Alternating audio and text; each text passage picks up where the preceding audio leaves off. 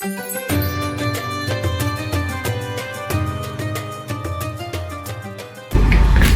billahi minasyaitonir rajim. Bismillahirrahmanirrahim. Alhamdulillahi rabbil alamin. Wassallallahu ala sayyidina wa nabiyyina Abil Qasimil Mustafa Muhammad wa ala alihi tayyibin al-tahirin al-ma'sumin. Asyhadu an la ilaha illallah wahdahu la syarika lah wa asyhadu anna Muhammadan abduhu wa rasuluh.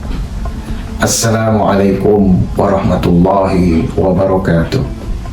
Pemirsa Safinah TV yang dirahmati Allah Subhanahu wa Ta'ala dan yang saya hormati, saya ucapkan taqabbalallahu a'malana wa a'malakum, siyamana wa siyamakum. Pada kesempatan ini saya akan membahas satu materi yang berjudul urgensi meneladani Ahlul Bait alaihimussalam. Manusia secara fitrah cenderung kepada kesempurnaan, dan sebagai makhluk yang dianugerahi akal, manusia bisa menginginkan kesempurnaan yang sangat tinggi, yang bahkan tidak pernah bisa dibayangkan dan diinginkan oleh makhluk lainnya. Namun manusia hanya bisa mencapai kesempurnaan itu melalui perbuatan ikhtiar.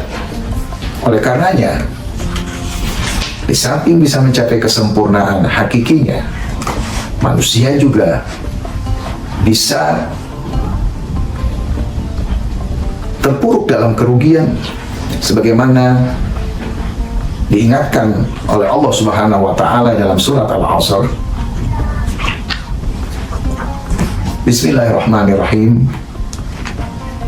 Wal 'asri innal insana lafi khusr. Demi masa, sesungguhnya manusia dalam kerugian. Sebagian besar manusia alih-alih mencapai kesempurnaan, malah jatuh dalam kondisi yang rendah, sebagaimana dijelaskan oleh Allah Subhanahu wa Ta'ala dalam firman-Nya yang berbunyi, Bismillahirrahmanirrahim. Inhum illa kal an'am bal hum adallu sabila. Mereka tiada lain hanyalah seperti binatang ternak, bahkan mereka lebih sesat jalannya. Al-Furqan ayat 44. Apabila kenyataannya demikian, apa yang terpenting bagi kita untuk bisa mencapai kesempurnaan? Ya, yang terpenting bagi kita adalah Ahlul Bait alaihimussalam. Selain dalil akli, dalil nakli juga mendukung keyakinan kita ini. Di antaranya firman Allah Subhanahu wa Ta'ala yang berbunyi, Bismillahirrahmanirrahim. Ya ayyuhalladzina amanu ati'ullaha wa ati'ur rasula wa ulil amri minkum. Wahai orang-orang yang beriman, taatilah Allah Subhanahu wa Ta'ala, taatilah Rasul, dan taatilah ulil amri di antara kamu. Ayat 59 surat An-Nisa tersebut menjelaskan bahwa Allah Subhanahu wa Ta'ala memerintahkan kita untuk mentaati ulil amri setelah memerintahkan mereka untuk mentaati Rasulullah SAW. Maka ulil amri juga penting setelah Rasulullah SAW. Kedua, doa. Imam Shadiq pernah mengajarkan suatu doa kepada sahabatnya Zurarah, yang kemudian doa ini menjadi populer di kalangan Syiahnya hingga saat ini. Doa ini berbunyi Bismillahirrahmanirrahim. Allahumma arifni nafsaka fa innaka in lam tu'arifni nafsaka lam a'rif rasulak. Allahumma arifni rasulak fa innaka in lam tu'arifni rasulak lam a'rif hujjatak. Allahumma arifni hujjatak fa innaka in lam tu'arifni hujjatak dhalaltu an dini. Ya, artinya, ya Allah, perkenalkanlah kepadaku nabimu, dirimu. Jika engkau tidak mengenalkan dirimu kepadaku, aku tidak akan mengenal Rasul. Ya Allah, perkenalkanlah Rasulmu kepadaku. Jika engkau tidak mengenalkan Rasulmu kepadaku, aku tidak akan mengenal hujahmu. Ya Allah, kenalkanlah hujahmu kepadaku. Jika engkau tidak mengenalkan hujahmu kepadaku, niscaya aku tersesat dari agamaku. Dari doa tersebut, secara jelas atau secara mudah kita memahami bahwa mukminin selain membutuhkan petunjuk dari Rasulullah Sallallahu Alaihi Wasallam, juga membutuhkan petunjuk dari orang yang disebut dalam doa ini sebagai hujjah Allah Subhanahu wa Ta'ala. Tentu yang dimaksud sesuai dengan konteks kalimatnya bukan Rasul. Dari ayat 59 surat An-Nisa dan doa ini kita memahami bahwa petunjuk Allah Subhanahu wa Ta'ala bagi umat manusia tidak berhenti pada Rasulullah Shallallahu Alaihi Wasallam, tapi terus berlanjut melalui Ahlul Bait atau Ulil Amri dan hujah Allah, di mana kenyataan ini menegaskan bahwa keberadaan mereka sangat penting. Dalil akli lainnya yang mendukung keyakinan kita ini yang akan saya bawakan pada kesempatan ini adalah dua hadis yang populer dengan sebutan hadis Safinah dan hadis Saqalain. Hadis Safinah berbunyi Bismillahirrahmanirrahim. Inna masala ahli baiti fikum kamathali safinatin nuh, man dakhalaha naja wa man takhallafa anha gharaqa. Sesungguhnya permisalan ahlul baitku seperti bahtera Nabi Nuh. Barang siapa memasukinya atau mengikutinya, niscaya ia selamat. Namun barang siapa meninggalkannya, niscaya ia tenggelam atau tersesat. Sedangkan hadis Saqalain berbunyi Bismillahirrahmanirrahim. Inni tarikum fiikum Saqalain ma in tamassaktum bihima lan tadillu ba'di abada. Kitab Allahi wa itrati ahli baiti. Yang artinya, aku tinggalkan dua perkara berat pada kalian. Selama kalian berpegang kepada keduanya, kalian tidak akan tersesat selamanya setelahku. Dua perkara itu adalah kitab Allah, yakni Al-Quran, dan Ahlul Baitku. Tentu dua hadis ini, yakni hadis Safinah dan hadis Saqalain, menunjukkan secara jelas bahwa Ahlul Bait alaihimussalam adalah yang terpenting. Namun sayangnya masih ada orang yang menolak bahwa Ahlul Bait alaihimussalam adalah yang terpenting dengan argumentasi bahwa apa yang telah disampaikan oleh Rasulullah Shallallahu Alaihi Wasallam selama hidupnya sudah cukup. Tentu ini menurut kita berdasarkan bimbingan dan petunjuk Ahlul Bait alaihimussalam adalah pikiran, pandangan, dan keyakinan yang keliru.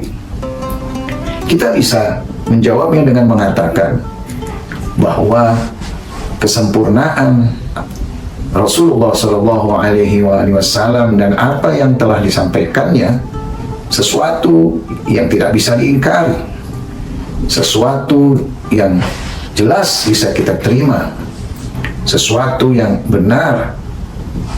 Tapi dalam konteks peperangan antara hak dan batil, sangat mungkin sejumlah orang yang nyatanya adalah pendukung kebatilan mengaku bahwa dirinya adalah hamba Allah dan pengikut Rasulullah Shallallahu Alaihi Wasallam. Jika tidak ada hujah ulil amri atau Ahlul Bait alaihi wassalam, maka kita tidak bisa memisahkan mana pendukung kebenaran dan pendukung kebatilan. Jika tidak ada Ahlul Bait alaihi wassalam, kita tidak bisa mengenal musuh.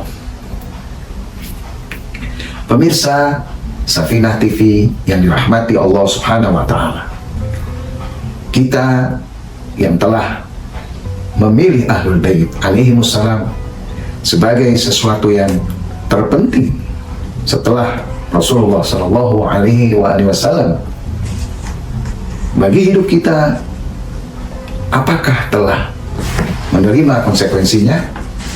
Apa buktinya? Allah Subhanahu wa Ta'ala berfirman dalam Al-Quran, Bismillahirrahmanirrahim, laqad kana lakum fi rasulillahi uswatun hasanah. Sesungguhnya bagi kalian pada diri Rasulullah ada keteladanan yang baik. Al-Ahzab ayat 21. Merujuk kepada firman Allah Subhanahu wa Ta'ala ini, maka kita bisa menyimpulkan, kita bisa memahami bahwa konsekuensi kita menerima Ahlul Bait alaihi wassalam sebagai yang terpenting adalah menjadikan mereka sebagai uswah atau meneladan mereka. Sedikit saya ingin menerangkan bahwa kata meneladan atau menjadikan seseorang sebagai teladan dalam KBBI, Kamus Besar Bahasa Indonesia, bermakna mencontoh atau meniru sifat dan perbuatan orang lain. Pemirsa Safinah TV yang dirahmati Allah Subhanahu wa Ta'ala, membicarakan semua keteladanan Ahlul Bait alaihi wassalam tentu sama dengan kita mencoba menghitung jumlah makhluk hidup yang ada di semua lautan. Ini merupakan perbuatan yang sangat hampir mustahil. Oleh karena itu, mengingat waktu juga, saya hanya akan menyebutkan atau membahas dua keteladanan Ahlul Bait alaihi wassalam saja. Pertama, keimanan Ahlul Bait alaihi wassalam.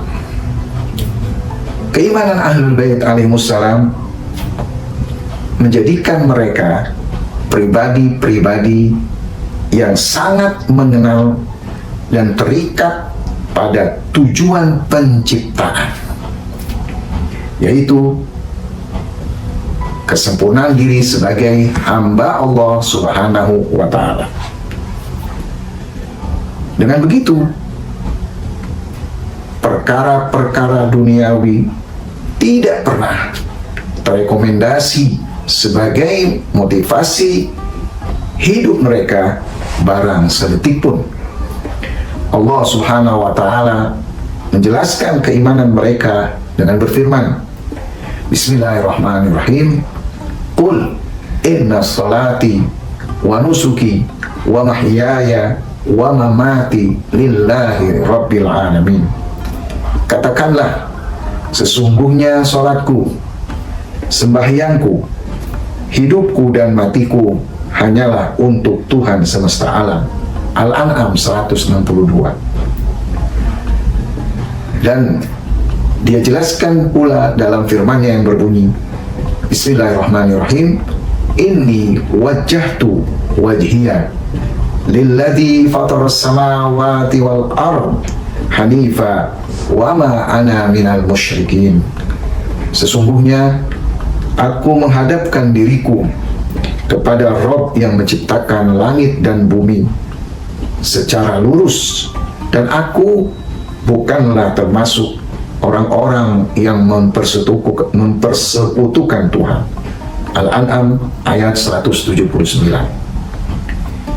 Demikianlah keimanan Ahlul Bait alaihissalam, sebagaimana atau seperti keimanan Rasulullah Shallallahu Alaihi Wasallam, datuk mereka yang mulia.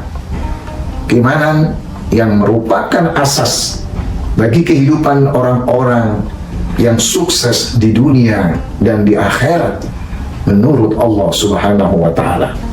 Allah Subhanahu wa Ta'ala menjelaskan di dalam Al-Quran dengan berfirman, Bismillahirrahmanirrahim, Muhammadun Rasulullah walladzina ma'ahu asyidda'u 'alal kuffar ruhama'u bainahum. Muhammad itu adalah utusan Allah, dan orang-orang yang bersamanya keras terhadap orang-orang kafir, namun berkasih sayang sesama mereka. Al-Fat ayat 29. Dari firman Allah Subhanahu wa Ta'ala ini kita bisa menyimpulkan bahwa Ahlul Bait alaihimussalam ketika memiliki keutamaan, kedudukan, dan makom layaknya Rasulullah Shallallahu Alaihi Wasallam, niscaya mereka memiliki keteladanan yang sama. Jika ayat atau firman Allah Subhanahu wa Ta'ala dalam surat Al-Fat ayat 29 mengatakan bahwa Rasulullah Shallallahu Alaihi Wasallam keras terhadap orang kafir namun lemah lembut kepada orang-orang beriman, pasti Ahlul Bait alaihissalam pun memiliki sikap sifat yang sama. Oleh karena itu, kita sebagai mukmin harus menunjukkan sikap keras pula kepada orang-orang kafir namun lemah lembut kepada sesama kita. Ya. Ini adalah sebuah jaminan dari Allah Subhanahu wa Ta'ala agar kita mencapai kesempurnaan. Karena kesempurnaan pribadi tidak mungkin dapat dicapai kecuali dengan kesempurnaan masyarakat. Pemirsa Safinah TV yang dirahmati Allah Subhanahu wa Ta'ala, mungkin sampai di sini apa yang bisa saya sampaikan. Kita memohon kepada Allah Subhanahu wa Ta'ala agar senantiasa memberikan taufik dan hidayahnya kepada kita semua untuk dapat meneladani atau menjadikan Ahlul Bait alaihissalam sebagai teladan dalam kehidupan kita hingga hari akhir, sehingga kita wafat. Sebagai penutup, Mari kita memohon kepada Allah Subhanahu wa taala. Bismillahirrahmanirrahim. Allahumma kulli waliyikal Hajjat ibn al-Hasan salawatuka alaihi wa ala abai fi hadhihi sa'ah wa fi kulli sa'ah waliyan wa hafidha wa qaidan wa nasira wa dalilan wa aina hatta tuskinahu ardaka taw'a wa tumatti'ahu fiha tawila birahmatika ya arhamar rahimin. Wabillahi taufiq wal hidayah. Wassalamualaikum warahmatullahi wabarakatuh.